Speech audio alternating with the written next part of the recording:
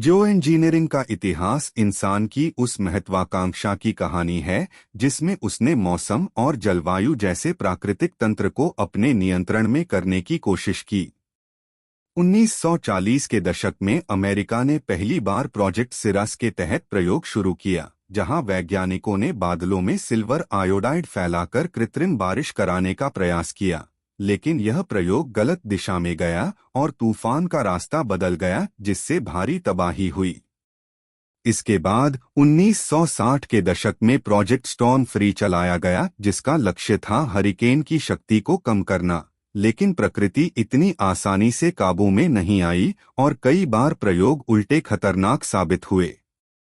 असली विवाद तब शुरू हुआ जब अमेरिका ने 1967 से 1972 के बीच वियतनाम युद्ध में ऑपरेशन पोपाई के नाम से जियो इंजीनियरिंग का इस्तेमाल हथियार के तौर पर किया। इसमें लगातार क्लाउड सीडिंग करके दुश्मन की सप्लाई लाइनों को कीचड़ में बदल दिया गया, और यह पहली बार था जब मौसम को युद्ध का औजार बनाया गया। इसके बाद सोवियत यूनियन ने भी इस तकनीक को अपनाया, खासकर 1986 में चेरनोबिल परमाणु आपदा के दौरान, जब वैज्ञानिकों ने रेडियोएक्टिव बादलों को बड़े शहरों तक पहुंचने से रोकने के लिए उन्हें जबरदस्ती बरसाया। यानी जियो इंजीनियरिंग अब सिर्फ प्रयोगशाला का कॉन्सेप्ट नहीं रह गया था, बल्कि राष्ट्रीय सुरक्षा और आपदा प्रबंधन का हिस्सा बन चुका था।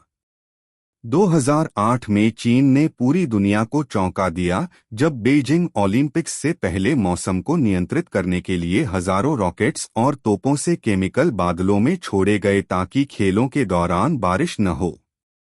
यह प्रयोग सफल माना गया और दुनिया को यह संदेश गया कि कोई देश मौसम को नियंत्रित करके अपनी छवि और शक्ति दोनों दिखा सकता है। भारत ने भी इस क्षेत्र में कदम रखा, खासकर महाराष्ट्र और कर्नाटक जैसे राज्यों में सूखे से निपटने के लिए क्लाउड सीडिंग करवाया गया। हालांकि इसके नतीजे मिश्रित रहे। कुछ जगह बारिश हुई तो कुछ जगह बिल्कुल असर नहीं दिखा। इन सब प्रयोगों से साफ है कि जियो इंजीनियरिंग पूरी तरह से भरोसेमंद तकनीक नहीं है। कई बार यह काम कर जाती है और कई बार नतीजे इतने खतरनाक होते हैं कि वैज्ञानिक भी डर जाते हैं। इसी दौरान अंतर्राष्ट्रीय स्तर पर बहस शुरू हुई कि क्या मौसम से छेड़छाड़ करना नैतिक है या नहीं, क्योंकि इसका असर सिर्फ एक देश तक सीमित नहीं रहता बल्कि पूरी दुनिया की जलवायु पर पड़ सकता है। कल्पना कीजिए अगर एक देश बारिश रोकने का प्रयास करे और पड़ोसी देश में अकाल पड़ जाए तो यह नया भूराजनीतिक संकट खड़ा कर सकता है।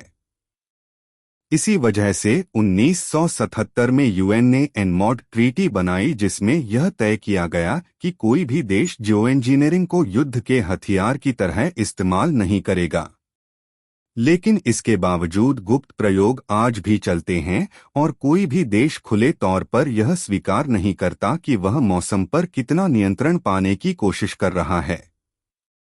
आज भी जियो इंजीनियरिंग को लेकर दुनिया बंटी हुई है। कुछ वैज्ञानिक इसे जलवायु परिवर्तन से लड़ने का समाधान मानते हैं, जबकि कुछ कहते हैं कि यह पंडोरास बॉक्स खोलने जैसा है, क्योंकि एक बार अगर बड़े पैमाने पर छेड़छाड़ शुरू हुई तो प्रकृति को संतुलित रखना असंभव हो जाएगा। यह इतिहास हमें यह सिखाता है कि इंसान चाहे कितना भी शक्तिशाली क्यों न हो, प्रकृति हमेशा एक कदम आगे रहती है और उसे पूरी तरह से अपने नियंत्रण में लेना शायद कभी संभव नहीं होगा। जियो इंजीनियरिंग के फायदे और नुकसान पर चर्चा करना बेहद जरूरी है, क्योंकि यह तकनीक मानवता के लिए वरदान भी बन सकती है और अभिशाप भी। सबसे बड़ा फायदा यह है कि इससे जलवायु परिवर्तन जैसी गंभीर समस्या का समाधान निकाला जा सकता है। उदाहरण के लिए, अगर ध्रुवों की बर्फ तेजी से पिघल रही है तो स्ट्रैटोस्फेरिक एरोसोल इंजेक्शन जैसी तकनीक से सूर्य की किरणों को थोड़ा कम करके धरती का तापमान घटाया जा सकता है और ग्लोबल वार्मिंग की गति को धीमा किया जा सकता है। इसी तरह क्लाउड सीडिंग जैसी तकनीक से सूखा प्रभावित क्षेत्रों में बारिश लाई जा सकती है और किसानों को राहत दी जा सकती है, जिससे खाद्य संकट कम होगा। एक और फायदा यह है कि तूफान और हरिकेन जैसी प्राकृतिक आपदाओं को कमजोर करने की कोशिश की जा सकती है, जिससे लाखों जिंदगियां बच सकती हैं। जियो इंजीनियरिंग को सही तरीके से इस्तेमाल किया जाए तो यह आने वाली पीढ़ियों को जलवायु संकट से बचाने का एक बड़ा हथियार साबित हो सकता है। लेकिन दूसरी तरफ इसके नुकसान भी उतने ही खतरनाक हैं। सबसे बड़ी समस्या यह है कि जियो इंजीनियरिंग के प्रयोग हमेशा भरोसेमंद नहीं होते। यानी अगर आप बारिश करवाना चाहें तो कई बार यह बिल्कुल नाकाम हो सकता है और कई बार इतना ज्यादा हो सकता है कि बाढ़ आ जाए। दूसरा बड़ा खतरा यह है कि अगर एक देश अपने क्षेत्र में जियो इंजीनियरिंग करता है तो उसका असर पड़ोसी देशों पर भी पड़ेगा, और अगर इसका नतीजा नकारात्मक हुआ तो अंतर्राष्ट्रीय स्तर पर झगड़े और युद्ध जैसी स्थिति भी पैदा हो सकती है। वैज्ञानिकों का मानना है कि जियो इंजीनियरिंग का इस्तेमाल एक प्रकार से ग्लोबल थर्मोस्टैट की तरह है, लेकिन यह थर्मोस्टैट इंसानों के हाथ में कभी पूरी तरह से सुरक्षित नहीं हो सकता।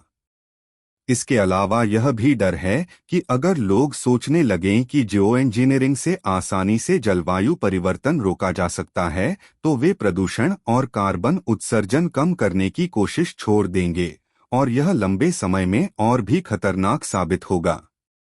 नैतिकता का सवाल भी यहाँ खड़ा होता है, क्योंकि अगर एक शक्तिशाली देश अपने फायदे के लिए मौसम को बदल दे और उसका नुकसान गरीब देशों को झेलना पड़े तो इसे कैसे न्यायसंगत कहा जा सकता है।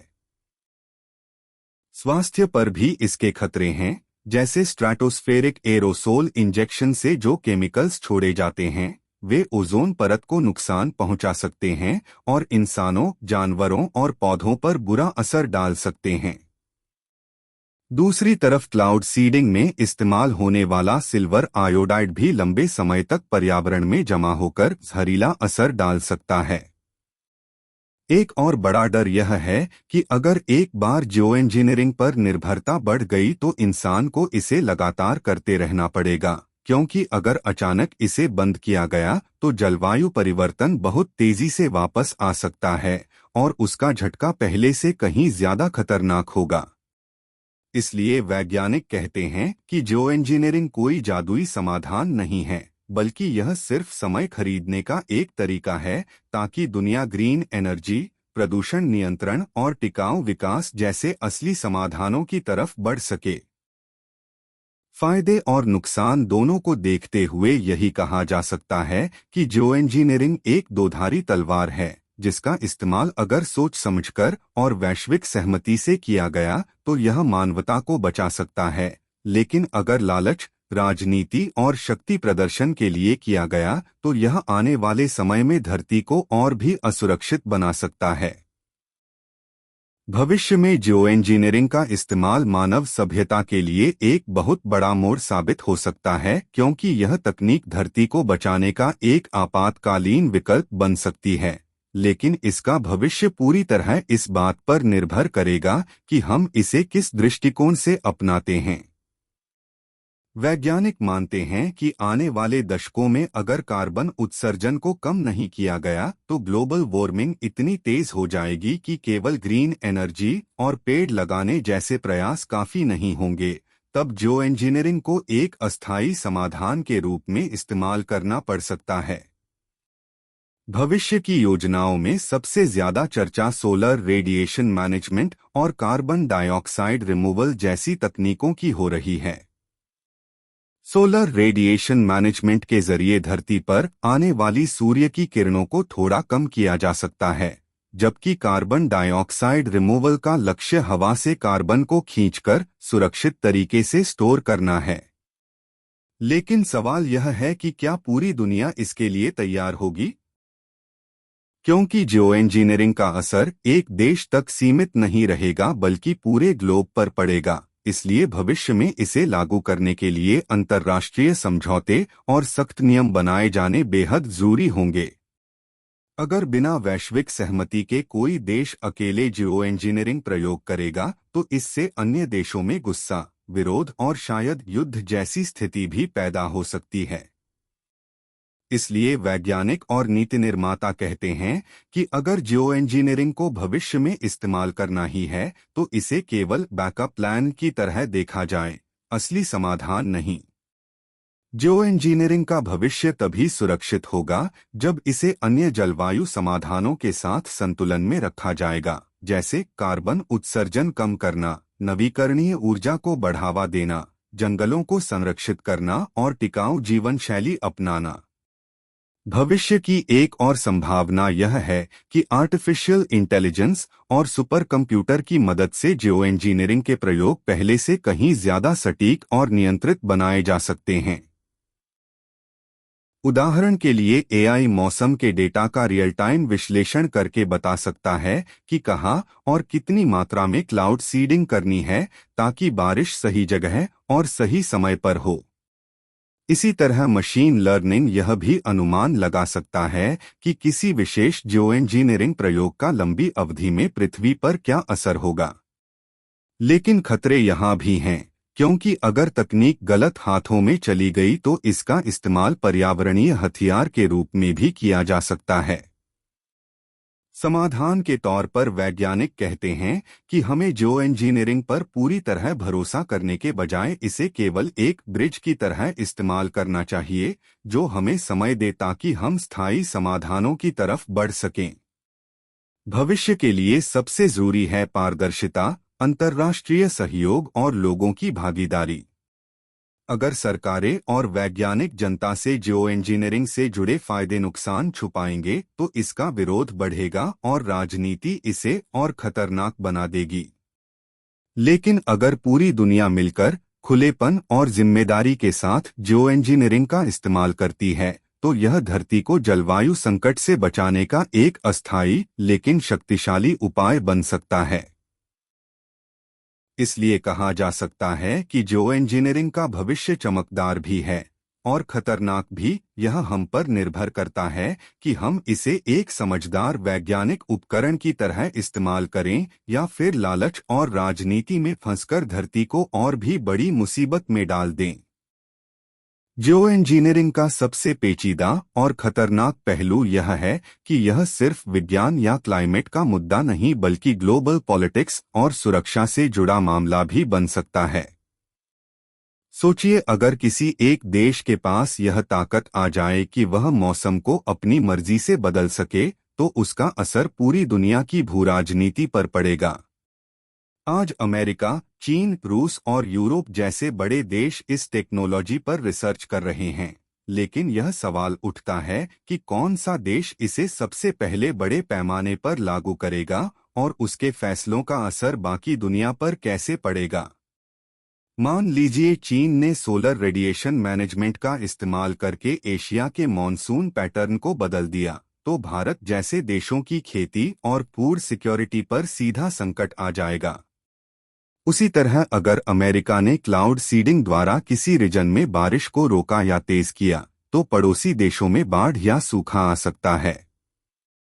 यानी जियो इंजीनियरिंग सिर्फ क्लाइमेट चेंज से लड़ने का उपाय नहीं बल्कि वेदर वेपन भी बन सकता है। यह वही कॉन्सेप्ट है जिसे सैन्य रणनीतिकार वेपनाइजेशन ऑफ वेदर कहते हैं, और यही कारण है कि कई देश इसे सुरक्षा खतरे के तौर पर देखना शुरू कर चुके हैं। यूनाइटेड नेशंस में भी इस पर चर्चा हो चुकी है, लेकिन अब तक कोई अंतर्राष्ट्रीय कानून या ट्रीटी लागू नहीं हुई है, जिससे खतरा यह है कि कोई भी ताकतवर देश अपने फायदे के लिए मौसम को मोड़ सकता है।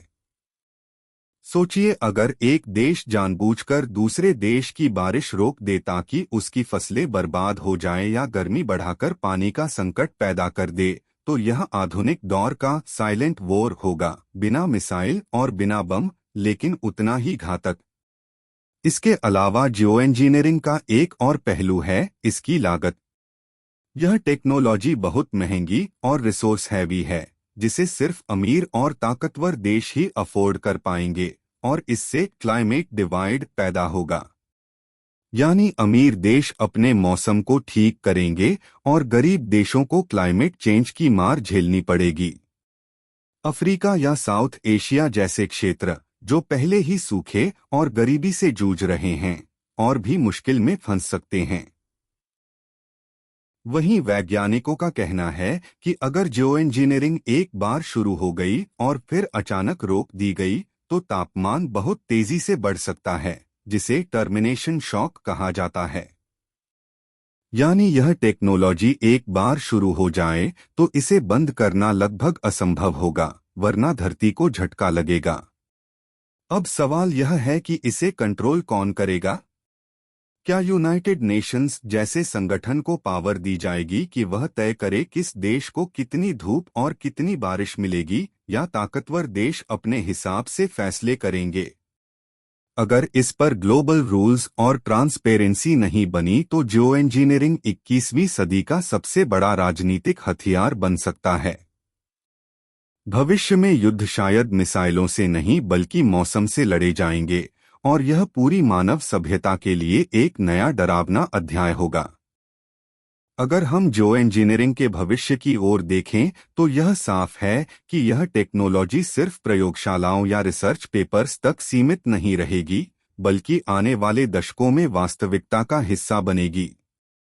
अभी दुनिया भर में कई प्रोजेक्ट्स चल रहे हैं, जैसे अमेरिका और यूरोप में सोलर रेडिएशन मैनेजमेंट पर टेस्ट, चीन में क्लाउड सीडिंग के बड़े प्रयोग और रूस में आर्कटिक क्षेत्र में बर्फ को स्थिर रखने के लिए तकनीक का प्रयोग। इन सभी का मकसद है धरती को ठंडा रखना और क्लाइमेट चेंज के असर को धीमा करना। लेकिन असली सवाल यह है कि क्या हम इंसानी लालच और राजनीति को कंट्रोल कर पाएंगे? इतिहास गवाह है कि जब भी इंसान ने कोई बड़ी ताकत हासिल की है, उसका इस्तेमाल अच्छे के साथ साथ बुरे कामों के लिए भी हुआ है। परमाणु ऊर्जा का उदाहरण लीजिए, जिसे बिजली बनाने के लिए भी प्रयोग किया गया और बम बनाने के लिए भी। ठीक उसी तरह जियो इंजीनियरिंग को भी कुछ लोग मानवता की सुरक्षा के लिए इस्तेमाल करेंगे, तो कुछ अपने फायदे और शक्ति बढ़ाने के लिए। एक और समस्या है नैतिकता और सहमति की।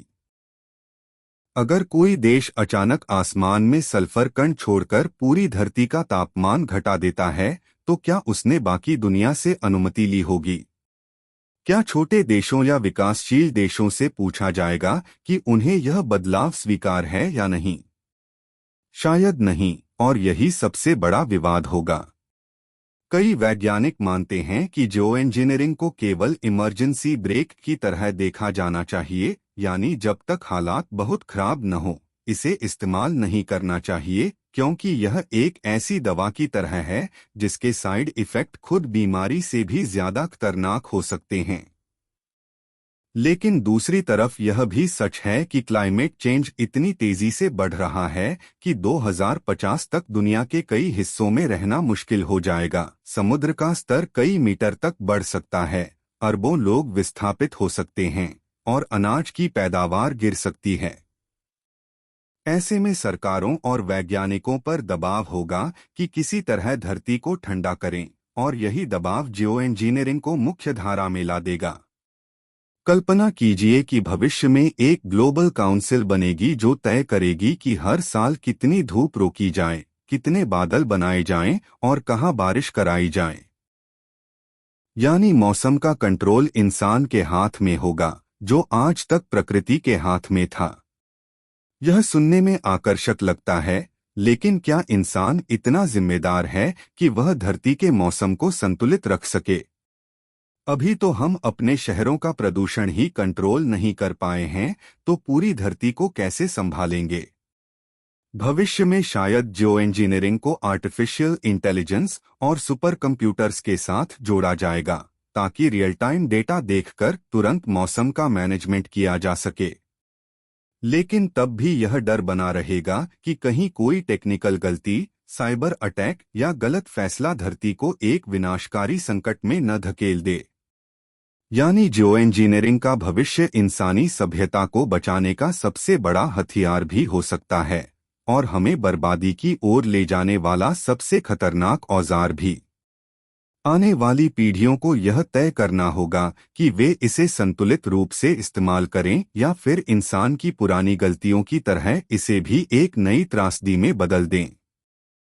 अगर हम सोचें कि जियो इंजीनियरिंग को अपनाने के बाद दुनिया कैसी दिखेगी, तो यह एक ऐसा भविष्य होगा जो विज्ञान कथा, साइंस फिक्शन जैसी लगेगी, लेकिन हकीकत बन सकती है। मान लीजिए साल 2070 है, तब तक क्लाइमेट चेंज के असर इतने भयानक हो चुके होंगे कि सरकारों के पास कोई और विकल्प नहीं बचेगा। समुद्र का स्तर बढ़कर कई तटीय शहरों को डूबा चुका होगा। अरबों लोग अपने घर छोड़कर सुरक्षित जगहों पर जाने को मजबूर हो चुके होंगे और खाद्य संकट इतना गहरा होगा कि कई देश युद्ध की कगार पर खड़े होंगे। ऐसे समय में जियो इंजीनियरिंग को आखिरी हथियार के रूप में लाया जाएगा। आसमान में विशाल एयरक्राफ्ट उड़कर सल्फर डाइऑक्साइड छोड़ेंगे, जिससे सूरज की रोशनी का कुछ हिस्सा धरती तक नहीं पहुंचेगा और तापमान घटेगा। कुछ जगहों पर क्लाउड सीडिंग करके बारिश कराई जाएगी ताकि सूखा खत्म हो, और आर्कटिक व अंटार्कटिका में आइस रिफ्लेक्टर तकनीक का इस्तेमाल किया जाएगा ताकि बर्फ पिघलने की गति रोकी जा सके। पहली नजर में यह इंसान की जीत लगेगी, धरती को हम अपनी मशीनों से बचा लेंगे। लेकिन इसके साथ कई गंभीर सवाल उठेंगे। अगर किसी साल ज्यादा सल्फर छोड़ दिया गया तो धरती पर अनावश्यक ठंडक बढ़ सकती है, फसलें खराब हो सकती हैं और गरीब देशों की अर्थव्यवस्था तबाह हो सकती है। वहीं अगर कभी किसी कारणवश यह प्रोजेक्ट अचानक रोक दिया गया तो टर्मिनेशन शॉक नाम का असर होगा, यानी धरती का तापमान अचानक बहुत तेजी से बढ़ जाएगा, जो पहले से भी ज्यादा घातक साबित होगा। इसके अलावा राजनीति का खेल भी होगा। कौन सा देश मौसम पर कंट्रोल करेगा, कौन सा देश तय करेगा कि बारिश कहाँ हो और कहाँ नहीं। सोचिए, अगर कोई ताकतवर देश किसी दुश्मन देश में अकाल लाने के लिए बारिश रोक दे या तूफान मोड़ दे, तो यह पूरी तरह से वेदर वेपन बन जाएगा। यही कारण है कि जियो इंजीनियरिंग पर ग्लोबल गवर्नेंस की चर्चा भी चल रही है, ताकि यह तकनीक एक ग्लोबल कॉमन बनी रहे और इसका इस्तेमाल मिलकर तय हो। लेकिन इतिहास बताता है कि ताकतवर देश अक्सर ऐसे नियमों को अपने फायदे के हिसाब से तोड़ते हैं। दूसरी तरफ उम्मीद की किरण यह है कि अगर जियो इंजीनियरिंग को जिम्मेदारी से अपनाया जाए और रिन्यूएबल एनर्जी, कार्बन कैप्चर और सस्टेनेबल डेवलपमेंट के साथ बैलेंस किया जाए, तो यह धरती के लिए सचमुच लाइफ सेवर साबित हो सकता है। यह मानव सभ्यता की सबसे बड़ी परीक्षा होगी। क्या हम इतनी बड़ी ताकत पाकर भी विनम्र रह पाएंगे और प्रकृति का संतुलन बिगाड़े बिना उसे सुधार पाएंगे, या फिर अपनी पुरानी आदतों की वजह से इस शक्ति का दुरुपयोग करके खुद ही अपने अस्तित्व को खतरे में डाल देंगे। आने वाले 100 सालों में यही सबसे बड़ा सवाल होगा और इसका जवाब तय करेगा कि इंसान सितारों तक पहुंचेगा या धरती पर ही अपनी गलतियों से खत्म हो जाएगा। जब हम भविष्य की दुनिया में जियो इंजीनियरिंग के असर की कल्पना करते हैं तो यह साफ दिखता है कि इसका परिणाम सिर्फ विज्ञान या मौसम तक सीमित नहीं रहेगा, बल्कि समाज, राजनीति, अर्थव्यवस्था और यहाँ तक कि लोगों की सोच पर भी गहरा असर डालेगा। मान लीजिए कि साल 2100 में जियो इंजीनियरिंग तकनीक पूरी तरह से सामान्य हो चुकी है और हर देश इसे एक तरह के मौसम बीमा, वेदर इंश्योरेंस के रूप में देखता है। गर्मी बढ़े तो तुरंत हवा में सल्फर छोड़ दो, बारिश न हो तो क्लाउड सीडिंग कर दो, बर्फ पिघले तो आइस रिफ्लेक्टर लगा दो। यह सब इंसानों के लिए एक नया नॉर्मल बन जाएगा। लेकिन जैसे जैसे यह सामान्य होगा, वैसे वैसे इंसानों में आलस्य और लापरवाही भी बढ़ेगी। लोग शायद और ज्यादा कोयला और तेल जलाने लगेंगे, क्योंकि उन्हें पता होगा कि मौसम को तकनीक से काबू कर लिया जाएगा। कार्बन उत्सर्जन घटाने की जो आज कोशिशें हो रही हैं, वे रुक सकती हैं, क्योंकि इंस्टेंट सॉल्यूशन मौजूद होगा। यह वैसा ही होगा जैसे कोई व्यक्ति बीमार हो लेकिन इलाज की बजाय हर बार दवाई खाकर लक्षण दबा दे और असली बीमारी बढ़ती ही जाए। दूसरी ओर इस तकनीक का असर समाज में असमानता भी पैदा कर सकता है। अमीर देश और अमीर लोग अपने मौसम को सुरक्षित कर पाएंगे, जबकि गरीब देश सिर्फ उन फैसलों को झेलेंगे जो दूसरों ने लिए होंगे। सोचिए, अगर भारत में लोग भूखे मर रहे हैं और अफ्रीका में अकाल पड़ा हुआ है, लेकिन अमीर देश अपनी फसलों के लिए मौसम को नियंत्रित कर रहे हैं, तो यह असमानता कितना गहरा अन्याय बन जाएगी। वहीं धार्मिक और सांस्कृतिक स्तर पर भी बड़े बदलाव होंगे। कई लोग इसे भगवान के काम में दखल मानेंगे और यह बहस छिड़ सकती है कि इंसान को इतना हक है भी या नहीं। तकनीक को अपनाने से पहले हर बार प्रोटेस्ट, आंदोलन और नैतिक बहस होगी। लेकिन अगर जियो इंजीनियरिंग से सचमुच बड़े पैमाने पर जीवन बचाया गया और लाखों लोगों को राहत मिली, तो धीरे धीरे समाज इसे स्वीकार कर लेगा और आने वाली पीढ़ियों के लिए यह उतना ही सामान्य होगा जितना आज हमारे लिए इंटरनेट या मोबाइल है। दूसरी ओर अंतर्राष्ट्रीय राजनीति में यह तकनीक पावर का नया हथियार बनेगी। हो सकता है भविष्य में युद्ध गोलियों से नहीं बल्कि मौसम से लड़े जाएं। किसी देश पर अकाल थोपना, किसी शहर पर लगातार बारिश करवाना या दुश्मन की फसलें बर्बाद करना। इसे रोकने के लिए शायद वेदर सिक्योरिटी काउंसिल जैसी कोई नई संस्था बनेगी, जैसे आज संयुक्त राष्ट्र है। इस दुनिया में जीना बहुत अलग होगा। लोग अपने कैलेंडर नहीं बल्कि जियो इंजीनियरिंग शेड्यूल देखकर जीवन की प्लानिंग करेंगे कि कब बारिश होगी, कब ठंड बढ़ेगी और कब सूरज की रोशनी घटेगी। यह सब इंसान को भगवान जैसी शक्ति देगा, लेकिन इतिहास गवाह है कि जब भी इंसान को इतनी बड़ी शक्ति मिली है तो उसका इस्तेमाल अच्छे और बुरे दोनों तरीके से हुआ है। सवाल यह नहीं होगा कि जियो इंजीनियरिंग काम करती है या नहीं, बल्कि सवाल यह होगा कि इंसान इसे किस नीयत से इस्तेमाल करता है। अगर यह नीयत लालच और सत्ता की होगी तो यह तकनीक हमें बचाने के बजाय मिटा सकती है, लेकिन अगर इसे समझदारी, सहयोग और संतुलन के साथ अपनाया गया तो यह सचमुच मानव सभ्यता के लिए एक नए युग की शुरुआत हो सकती है। जियो इंजीनियरिंग के भविष्य को समझने के लिए हमें यह भी देखना होगा कि यह इंसानों के सोचने, जीने और सपने देखने के तरीके को कैसे बदल देगा। आज हम प्रकृति को एक ऐसी ताकत मानते हैं जिस पर हमारा कोई नियंत्रण नहीं है। कभी तूफान आ जाता है, कभी बारिश नहीं होती, कभी भूकंप सब कुछ तहस-नहस कर देता है। लेकिन सोचो, एक ऐसी दुनिया जहां इंसान खुद मौसम को अपनी इच्छाओं के हिसाब से बदल सके।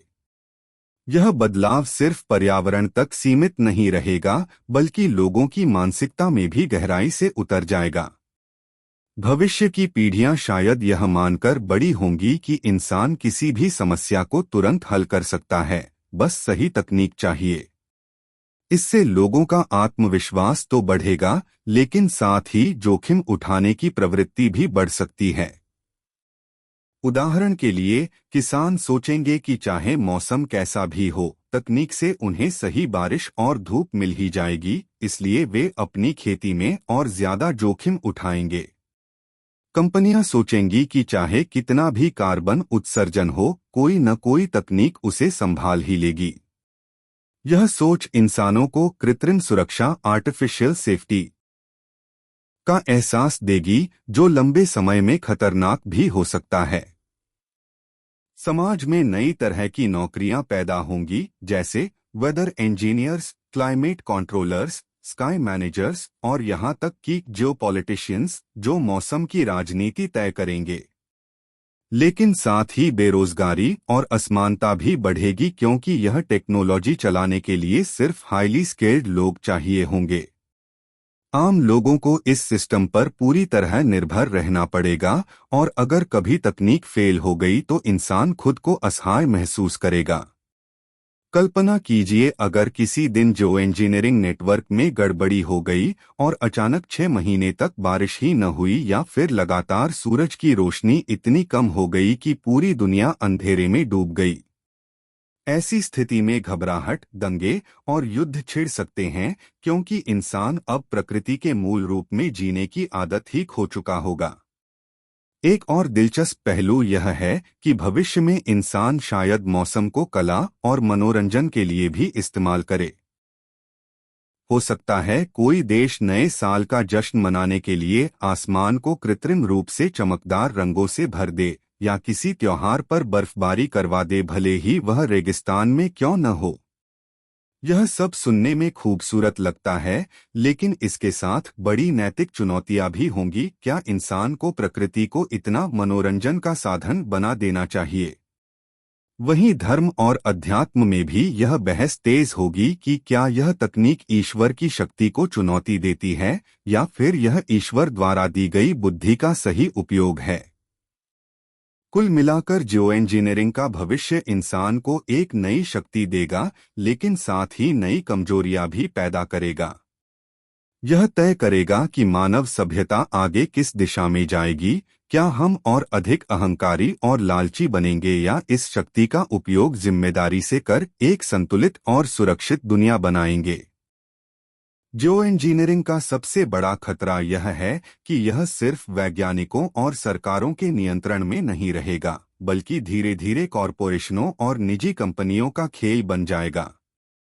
जब मौसम और जलवायु को नियंत्रित करना संभव होगा तो यह एक नई इंडस्ट्री का जन्म देगा, क्लाइमेट एज ए सर्विस। बड़ी बड़ी कंपनियां मौसम को एक प्रोडक्ट की तरह बेचेंगी, जैसे आज इंटरनेट या बिजली खरीदी जाती है। कोई कंपनी किसानों को पैकेज ऑफर करेगी कि हर साल उनके खेतों पर उतनी ही बारिश होगी जितनी फसल के लिए जरूरी है। कोई देश पैसे देकर सुनिश्चित करेगा कि गर्मियों में हीटवेव न आए। अमीर देशों और अमीर लोगों के पास यह सुविधा होगी, जबकि गरीब देशों और गरीब लोगों को प्राकृतिक आपदाओं से जूझना पड़ेगा, क्योंकि उनके पास कस्टमाइज्ड मौसम खरीदने के लिए पैसा नहीं होगा। इससे वैश्विक असमानता और भी गहरी हो जाएगी। सोचो, अगर कोई अरबपति अपने प्राइवेट आइलैंड पर हमेशा सुहावना मौसम चाहता है, तो वह जियो इंजीनियरिंग सिस्टम से ऐसा करवा सकता है। लेकिन इसका असर पास के इलाकों पर पड़ सकता है, जहां बारिश या धूप की कमी हो जाएगी। यानी अमीर का मौसम बेहतर होगा और गरीब का मौसम बिगड़ जाएगा। इस तरह से जियो इंजीनियरिंग धीरे धीरे क्लाइमेट कोलोनियलिज्म का नया रूप ले लेगा, जहां ताकतवर देश और कंपनियां पूरी दुनिया के मौसम को अपने फायदे के हिसाब से इस्तेमाल करेंगी।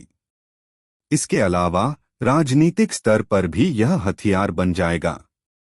कोई देश अपने दुश्मन देश की फसलें बर्बाद करने के लिए उनके इलाके में सूखा पैदा कर सकता है या लगातार तूफान भेज सकता है। यानी युद्ध अब सिर्फ जमीन या परमाणु हथियारों से नहीं लड़े जाएंगे, बल्कि मौसम को भी हथियार बनाया जाएगा। यह स्थिति इंसानियत के लिए बेहद खतरनाक होगी, क्योंकि हम अपने ही ग्रह को एक कंट्रोल पैनल पर डाल देंगे और उस कंट्रोल को अमीर, ताकतवर और लालची लोग ऑपरेट करेंगे। इतना ही नहीं, इंसानी लालच यहाँ भी रुकने वाला नहीं है। जब धरती का मौसम पूरी तरह इंसानी नियंत्रण में होगा तो लोग सोचेंगे, क्यों न चांद या मंगल का मौसम भी बदला जाए। जियो इंजीनियरिंग धीरे धीरे टेराफॉर्मिंग की ओर बढ़ेगा, यानी दूसरे ग्रहों को रहने लायक बनाना। यह सुनने में रोमांचक लगता है, लेकिन इसका असली मतलब यह होगा कि इंसान अपने स्वार्थ के लिए पूरी प्रकृति को मिटाकर अपनी जरूरतों के हिसाब से नया ब्रह्मांड गढ़ना शुरू कर देगा। सवाल यह है कि जब हम अपनी धरती को ही संतुलित और सुरक्षित नहीं रख पा रहे, तो क्या हमें वाकई बाकी ग्रहों को बदलने का अधिकार होना चाहिए? अंततः जियो इंजीनियरिंग का यह पहलू हमें यह सोचने पर मजबूर करता है कि क्या यह तकनीक हमें असल में सभ्यता को बचाने में मदद करेगी या हमें धीरे धीरे विनाश की ओर ले जाएगी। जियो इंजीनियरिंग का एक और अनदेखा पहलू यह है कि जब इंसान जलवायु को नियंत्रित करने में सफल हो जाएगा, तो धीरे धीरे प्राकृतिक मौसम चक्र गायब हो जाएंगे और हमारी आने वाली पीढ़ियां कभी असली बारिश, असली ठंडी हवा या असली बर्फबारी का अनुभव ही नहीं कर पाएंगी। सोचो, अगर हर बारिश को मशीनों और उपग्रहों के जरिए तय किया जाने लगे, तो बच्चों के लिए बारिश का इंतजार एक सपना बन जाएगा, क्योंकि हर चीज शेड्यूल पर होगी। सोमवार को बारिश, मंगलवार को धूप, बुधवार को बादल। यह दुनिया एक प्राकृतिक ग्रह से बदलकर प्रोग्राम्ड प्लेनेट बन जाएगी। इंसान धीरे धीरे प्रकृति से जुड़ी हुई भावनाओं और अनुभवों को खो देगा। जब हर चीज कृत्रिम होगी तो लोगों के मन में सवाल उठेगा, क्या हम अब भी प्रकृति का हिस्सा हैं या हम पूरी तरह से एक टेक्नोलॉजिकल सिमुलेशन में जी रहे हैं? यह मानसिक और आध्यात्मिक स्तर पर भी इंसान को खाली कर देगा, क्योंकि आज भी बारिश की बूंदें हमें खुशी देती हैं, ठंडी हवा हमें सुकून देती है, बर्फबारी हमें रोमांचित करती है। लेकिन अगर यह सब ऑन डिमांड होने लगे तो इसमें कोई जादू और कोई आश्चर्य नहीं रहेगा। इसके अलावा एक और समस्या यह होगी कि मौसम को बदलने की तकनीक का असर पूरे पर्यावरणीय संतुलन पर पड़ेगा। पेड़ पौधे, जानवर और समुद्री जीव सब प्राकृतिक मौसम पर निर्भर करते हैं। अगर इंसान अपने हिसाब से बारिश और धूप को नियंत्रित करने लगे तो कई प्रजातियां धीरे धीरे खत्म हो सकती हैं, क्योंकि उनका प्राकृतिक चक्र टूट जाएगा। इससे मास एक्सटिंक्शन का खतरा और भी बढ़ जाएगा। दूसरी तरफ लोग इस टेक्नोलॉजी पर इतने निर्भर हो जाएंगे कि अगर कभी यह सिस्टम फेल हो गया या किसी कारण से बंद करना पड़ा तो पूरी सभ्यता एक ही झटके में ढह सकती है, क्योंकि तब तक लोग प्राकृतिक मौसम के बिना जीने के आदी हो चुके होंगे और फसलें, पानी और ऊर्जा सब कुछ जियो इंजीनियरिंग पर टिका होगा। यानी एक तरह से पूरी मानव सभ्यता खुद को एक आर्टिफिशियल लाइफ सपोर्ट सिस्टम पर डाल देगी। यह भविष्य जितना रोमांचक लगता है उतना ही डरावना भी है, क्योंकि इंसान अपनी सुविधा और लालच के लिए प्रकृति की उस आज़ादी को खत्म कर देगा जिसने लाखों सालों तक धरती को संतुलित और खूबसूरत बनाए रखा। सवाल यह उठता है कि क्या आने वाली पीढ़ियां सच में खुश होंगी एक ऐसी दुनिया में जहां मौसम हमेशा परफेक्ट होगा लेकिन उसमें कोई सरप्राइज, कोई रहस्य और कोई असली प्रकृति नहीं होगी?